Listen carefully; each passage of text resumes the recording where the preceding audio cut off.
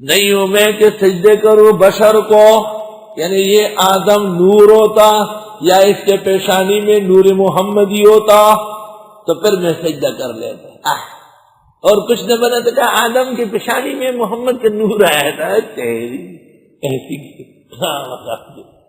کہیں تو کہیں لگتے ہیں۔ توبہ توبہ، سب باتیں ٹیڑھی ٹیڑھی۔ آدم علیہ السلام ان کے پیشانی میں نور محمدی ہے، قرآن میں آیت نہیں ہے، یہ تو کتنا بڑا معجزہ ہوتا۔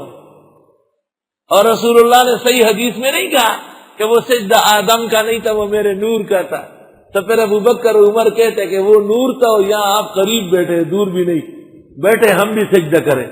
اور جب آپ کو کہا گیا کہ سجدہ تو آپ نے دیر تک کہا سبحان اللہ، اللہ کی پناہ، توبہ توبہ، کیسی بات کہی آپ۔ اگر جائز ہوتا کہ کوئی کسی کا سجدہ کرے تو میں عورتوں سے کہہ دیتا کہ اپنے اپنے خامندوں کا سجدہ کرے، جائز ہی نہیں۔ یہ نور محمدی کا سجدہ ہو رہا تھا، اے شرم تمہیں نہیں آتی؟ ادھر سے بھی ہماری کمپنی نے بھی ان سے لینا شروع کر دیا۔ او بھولے بٹ کے اپنے گھر آ، اپنے عقائد سمجھو ذرا، کن کی زبان بول رہا ہے؟ غلط سلط ڈکوسلہ بازی کرتے۔ قرآن و سنت اس مقصد کے لیے دنیا میں ہے کہ ڈکوسلے نہ چلے اس کے سامنے، اور وہ تو ہے ہی ڈکوسلہ باز۔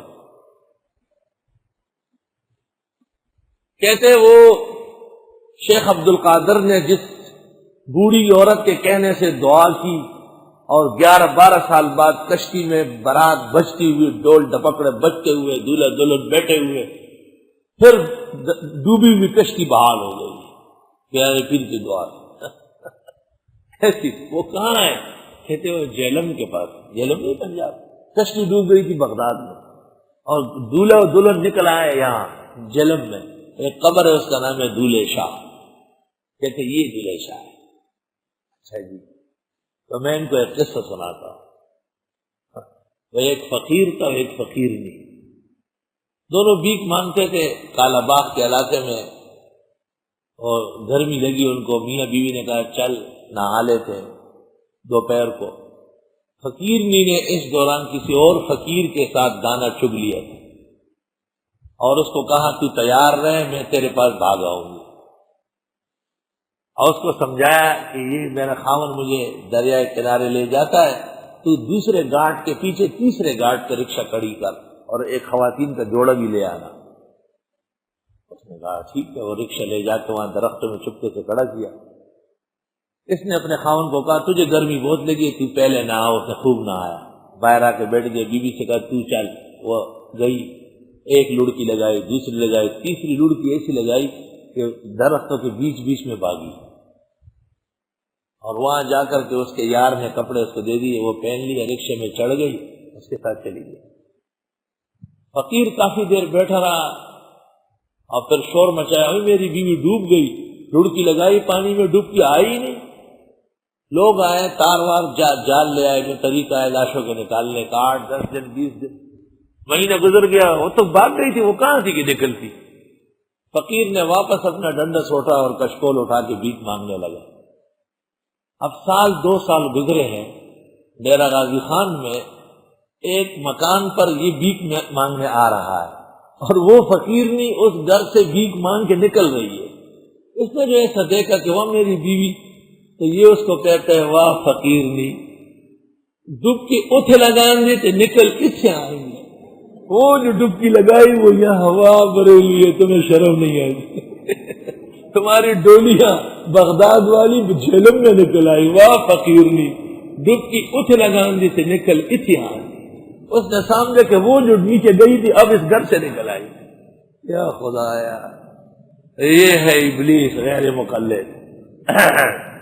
نہیں ہوں میں کہ سجدہ کروں بشر کو جس کو پیدا کیا اپنے بچتی ہوئی کالی بدبودار مٹی سے۔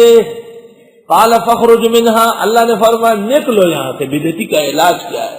غیر مقلد کا علاج نکالنا ہے، باتیں زیادہ نہ کرو، نکلو۔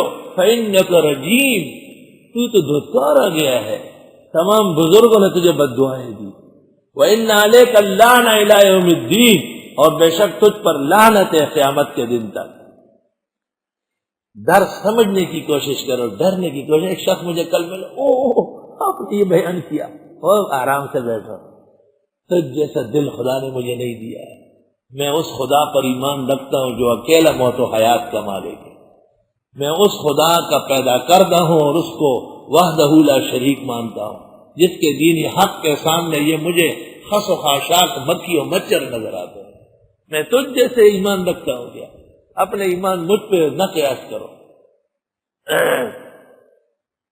قال رب، ابلیس نے کہا پروردگار فانظرنی الی یوم یبعثون، پس مجھے مہلت دے اس دن تک کے لیے جب لوگ اٹھائے جائیں گے۔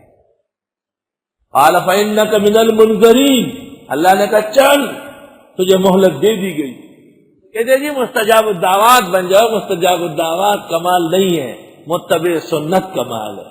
اس نے کہا مجھے مہلت دو، کہ چل مہلت لے، ساری زندگی ذلیل ہوتے جا، پر جن جن دے اسے اس کی نہ گڑن دے اسے وقتوں کی ہوتی، پر جن جن دے اسے اس کی نہ گڑن دے اسے، جس جن سے فائدہ ہے، اس زندگی کا کیا فائدہ؟ زندگی ہو تو قائد و قرینے کی شریعت کی زندگی ہو۔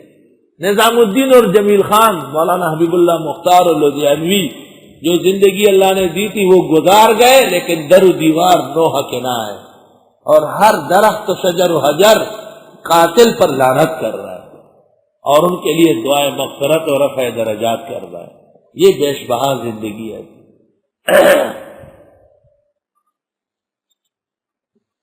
الی یوم الوقت المعلوم، ایک وقت معلوم کے دن تک۔ قال رب، کہنے لگے پروردگار بما اغویتنی، کیونکہ آپ نے بہکا دیا مجھے، لأزینن لہم فی الارض، خوبصورت بناؤں گا ان کے لیے زمین میں۔ کیا چیز بتا نہیں رہا ہے، خوبصورت بناؤں گا، خوبصورت تو سنت ہے نہیں، بدعت، بدعت، بدعت حسنہ۔ کیا مطلب؟ یعنی پاخانہ پاک، بدعت حسنہ کے معنی پاک پاخانہ۔ اگر پاخانہ پاک ہو سکتے ہیں تو حسنہ کی تقسیم ہو جائے گی، اور اگر نہیں تو نبی کی حدیث کل بدعت ضلالہ تلوار ہے جو بدعتی کی گردن میں گھس رہی ہے، تقسیم وقسیم نہیں چلے گی، شرعاً تقسیم نہیں، لغتاً ہے، اور لغت میں باس نہیں، شرائع میں ہے۔ عمر نے نہیں کہا تھا کہ تراویح بدعت ہے، کنز العمال جلد 2 صفحہ 176، عمر نے کہا تھا لو کانت ہذہ بدعہ لنعمت البدع، یہ اصل عبارت۔ تراویح 20 رکعت بدعت ہے ہی نہیں، نبی کی سنت ہے، اگر یہ بدعت ہوتی تو 1000 درجے بہتر، کیونکہ نبی کی سنت کو کوئی بدعت کہہ ہی نہیں سکتا ہے۔ اور وہ عبارت ایسے بھی سقیم ہے کیونکہ حضرت عمر کا فعل بھی تو بحکم پیغمبر سنت ہے، علیکم بسنتی و سنت الخلفاء الراشدین۔ اپنے لیے راستے بنا رہے ہیں پاک پاخانہ کھانے کے لیے۔